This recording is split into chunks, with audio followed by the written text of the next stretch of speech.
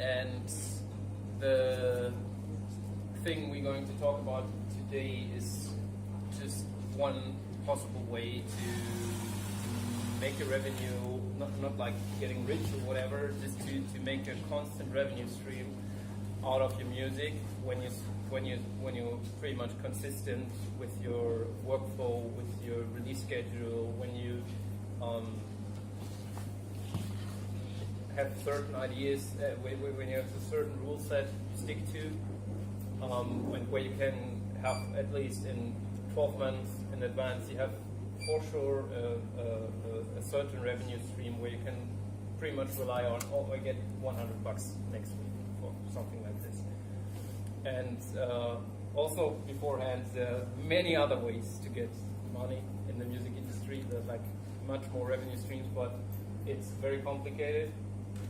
And we pretty much just can get into 50 minutes, so we take the most accessible for everyone as an independent artist, which will be online distribution over the paid distribution channels, pretty much.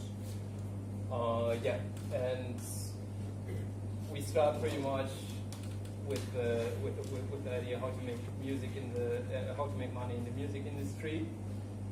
So this is pretty much every fucking revenue stream you can think of.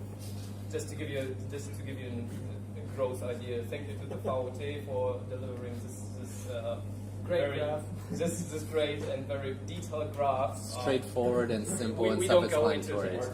Just then you have a visual representation of where you can actually get money from and how the revenue streams actually work. We just go into one explicit revenue stream, which is pretty accessible for everyone, and broken down to one simple concept Patrick gets into with you real quick. I don't see anything. No, not important. Not important. It's just really not important. You must memorize The it.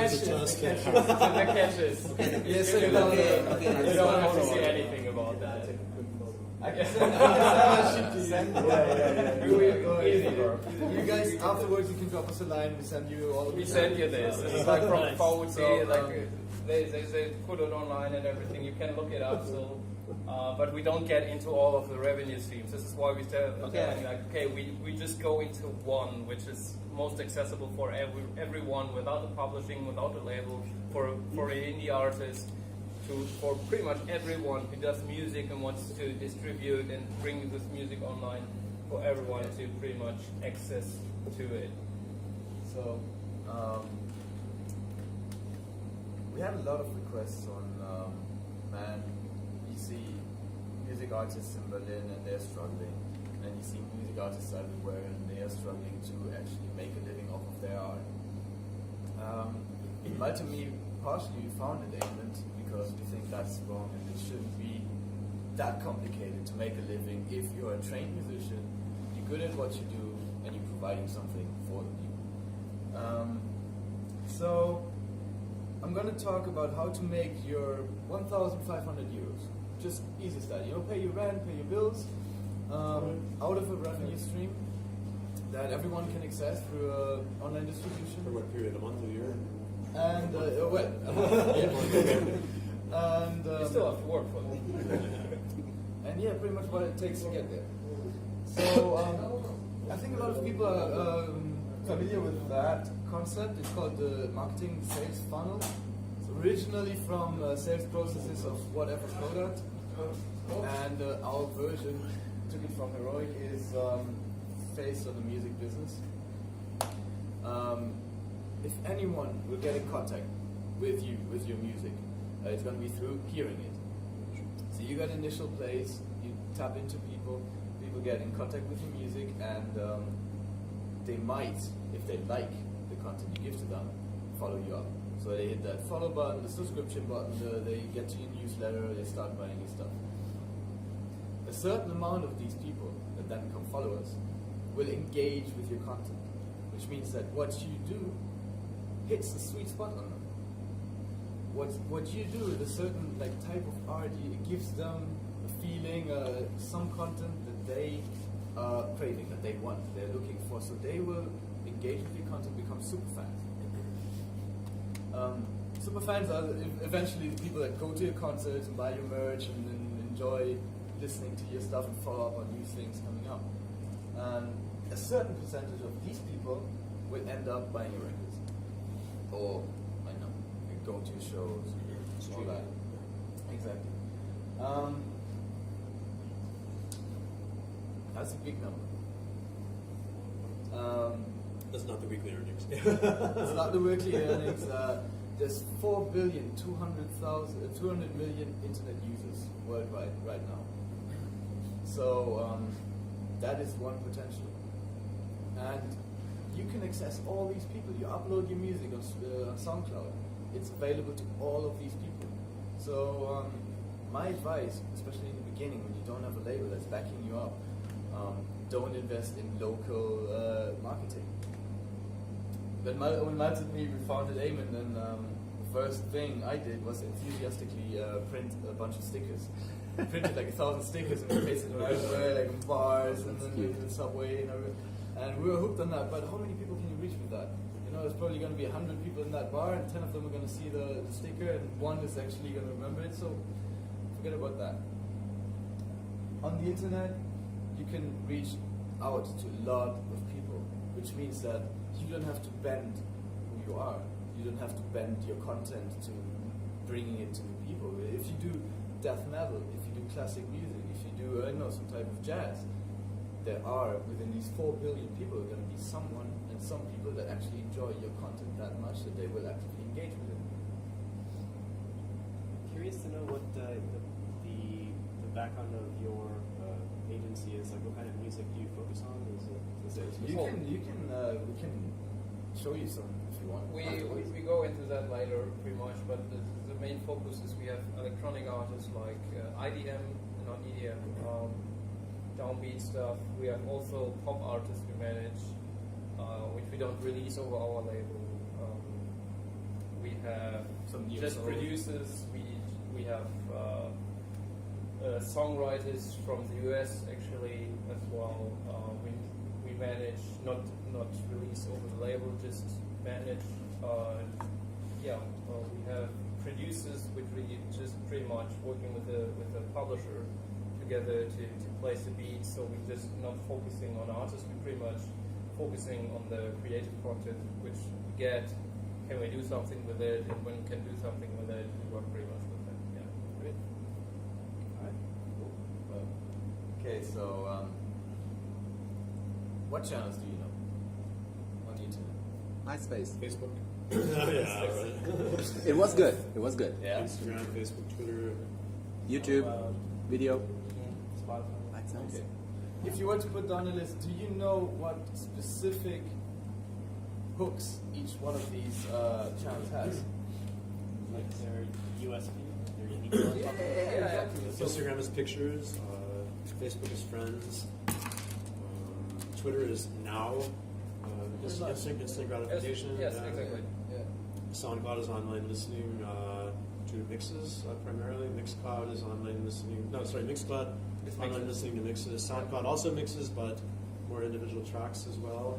Well, not anymore. They distributed, like they roll out the whole page plays distribution kind of thing. Oh, yeah. It's not anymore like it's not as easy to roll out mixes. So on the Spotify, SoundCloud. then Yeah, Spotify exactly. for individual tracks. Apple Music, I don't know what they're doing today. Oh, don't underestimate User. well. Pretty big. Best for quality and for the artist gets the most revenue actually. Beatport. No, band, Bandcamp. Bandcamp, yeah, exactly. I've heard it. Yeah, definitely. So- totally agree. You get later into it. Everyone's And each time you go to a conference like TOA, there's like 15 new SoundCloud startups wannabe, music on the blockchain, that's more Yeah. transparency. Yeah. So maybe we have a list of 10, but maybe next week 5 of these went bankrupt and 10 appear that we don't know. So it's also always interesting to keep an eye for new social media platforms that show up from scratch. Well, I have two we can talk about later, actually, which are actually interesting and more consistent. They exist longer than actually just half a year. But I think the USP of all these channels is pretty clear. It's pretty obvious. Like YouTube gets you new videos and Instagram gets you. So one of the things that is going to be very important when engaging and turning down these faces, turning followers into superfans, is going to be authentic with your material and adapt the material you give to the channel you're using. It's very easy, you know, like don't try to force that same picture that works fucking amazing on Instagram into Facebook, because it's going to be a different thing. And don't try, you know, hit all your stories, Insta stories on YouTube. You know, it might work once there's enough interest in it, but try and adapt the material you have to the channel you're using. And what I've already said, you can be totally authentic with what you're doing. Like on the internet, there's always going to be people that will engage actively with your content, if you are authentic. It's as easy as that. So we got some examples. Like Beyonce is running her Instagram. Like, you know, they got the 3x3 grid. There's certain things that work best on YouTube. There's certain things that work best even on Facebook. So just have that clear. And there's one secret to the entire thing, just how to get it working. But before that, well, how much? What should he post? A lot of our artists, when we like push them to like, hey, you know, keep up your channel, is what should I post? What should I post? And I'm not too good at social media either. You know, like I don't enjoy posting my life every day. So what can you do? Post what inspires you. Bring forward, I know, that new music you've got in. Bring forward some, I know, tech gadgets you discovered, whatever really got you. And I tend to say, use 2/3, I know, promotional content and 1/3 personal content. Emotional, is that as it relates to your own music? Or Yes. Okay. Right. So like if you have a new release or a new interview or Especially when you have a new release. This formula pretty much applies if you consistently releasing music, let's say over the course of a month, every month, and you put 2/3 of your posts into the promotion of your single.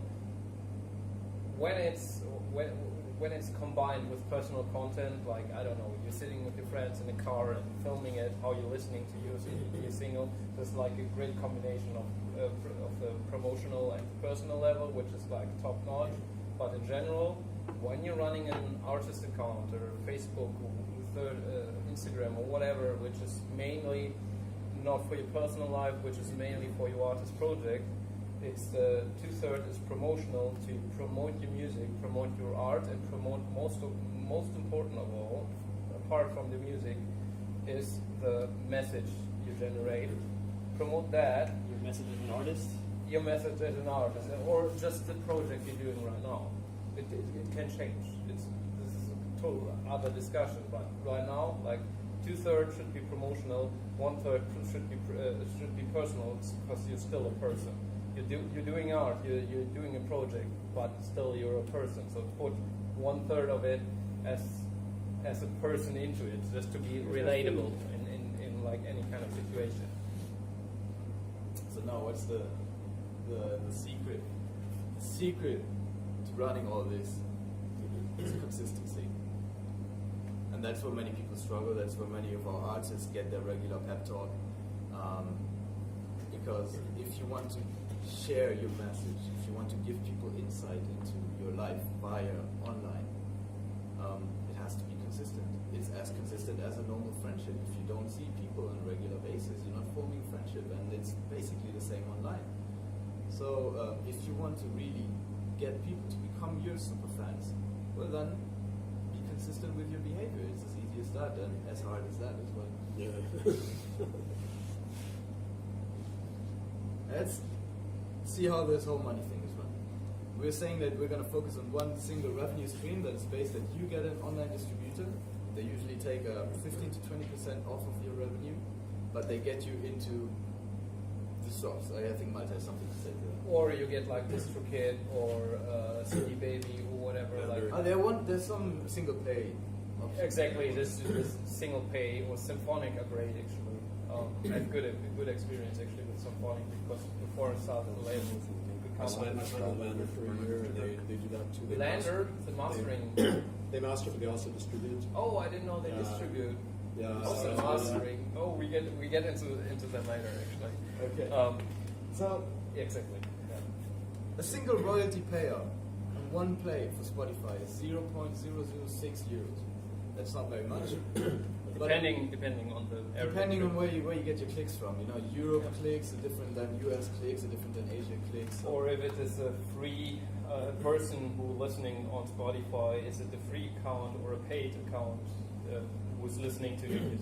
This is also different. This But just- this in just- general, this is a gross number. Free it can accounts be more don't- than 0.006. They don't pay anymore for free accounts, do they? Or No, the thing is, it's between territory. Yeah. And if it's a paid or free account, Okay. it differentiates like with in fluctuation between the currency and whatnot.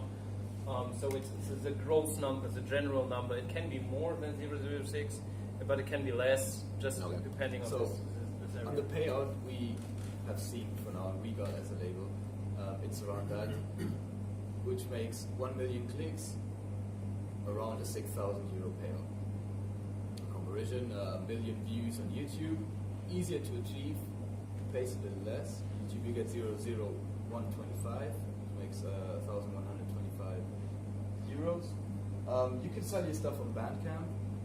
Obviously, put your tracks on Bandcamp, just try and see what the community is like, because usually people, they don't want to pay like $2.99 for a track, so we tend to offer them for 50 cents up and let people choose what they want to pay. Are these, is that the total payout that goes to distributor label artist, or is that just the artist share? No, that is the Oh, total. this is payout. the total. Okay. For one play though. This is That can be one song Yeah. played 1 million times. Yeah. So if you Yes, get, but to be fair, you distribute when you're releasing your music. You distribute to a lot of channels, and we're just focusing on Spotify, which is like one of the biggest channels we're distributing on. There's still Apple Music, there's still Deezer. They have a more reasonable payout, like not much, but more reasonable. And Beatport. Exactly. Beatport has actually the highest amount of store. Like they take most of your revenue. Like there's no other store than Beatport who takes most of the revenue from it. Then we have exactly Bandcamp and YouTube, but we're focusing on the more Major popular on the playlist on the more popular revenue streams where you actually can count on pretty much, which you can market yourself, which you can go into yourself. okay. So here's an easy calculation. How many of your plays do you think you convert into followers? How many of your followers do you run down to become real fans? On the usual sales funnel, you got a 10% conversion rate. I think if you can convert 10% of your plays into followers, you're pretty well doing.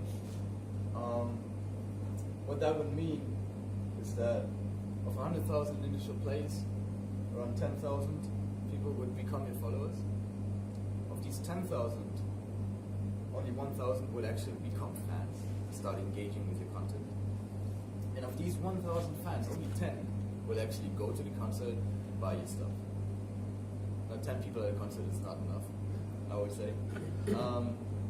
So you would have to, again, bring in the consistency, start creating more and more releases, and to run through this funnel many times. Now, I made an easy, very easy gross calculation on how many releases it would take to get these 1,500 euros per month. But it turns out it's pretty accurate in the end from what we've been experiencing so far. Just say you have the 10% conversion rate. You start off at your first release with 1,000 followers that get into your music. That would mean that this 1,500 euro range is reached around release 18. Which means if you release a track or an album or an EP every month, and it's not about how big your album is or your EP, that's an entirely different story. It's about releasing and gaining new plays. Then that would mean you would have to stick to your music, to your social media, and play through around 20 months to start making your income, your rent with music. Just focusing on this revenue stream. To be fair, in the whole thing, we don't have calculated in the whole thing like mastering, mixing. If you're investing, like putting back your own capital, you're earning from the music. We don't put it in the whole graph. It's just the gross income, just from we make the music, let's say, from scratch. We do the mastering, we do the mixing ourselves. We put it out and just go from there. It's very easygoing. To say that does not count in the hits you land. If you really make a track that hits that sweet spot in a lot of people, it does not count in the flops you make, because that's also kind of part of it. The whole point of this is that if you bring in the consistency and you start making these revenues and you start making your royalties, you can within a year and a half make enough music to pay your rent as a musician. So. But that grows. By 18 is 1,500, but 19 is 1,600. So it's because since it's a percentage growth, once you start to get real numbers, you start to get real numbers, and that's also the power of the internet. You know, there's a lot of audience to reach out to. The thing is, we're pretty much done right now. so just stick with it for 18 months. That's. No, the thing is, stick with it for 18 months and you don't know where it's picking up. Yeah. The thing is, you always can be lucky, like that somebody with a more higher influential rate, like that some artist is listening to your music over the typical Spotify algorithm. Listening to it, it's like, oh, this is nice, I put it in my playlist, and his playlist has around 100,000 followers.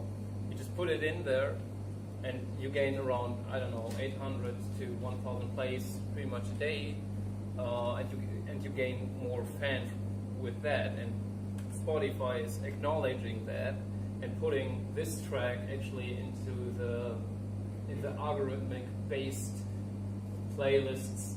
All right, that's worth an entire new talk. Exactly. Exactly. This is a totally different talk, but you can make kind of a snowball effect when you stick to it for 18 months. You will definitely have a snowball effect in the whole thing, and you get to a certain revenue stream into it. Yeah, and I think you can hack your way into getting more plays. You know, like maybe contacting owners of popular playlists or people that this are, is actually podcasts. The PR. Definitely. I agree.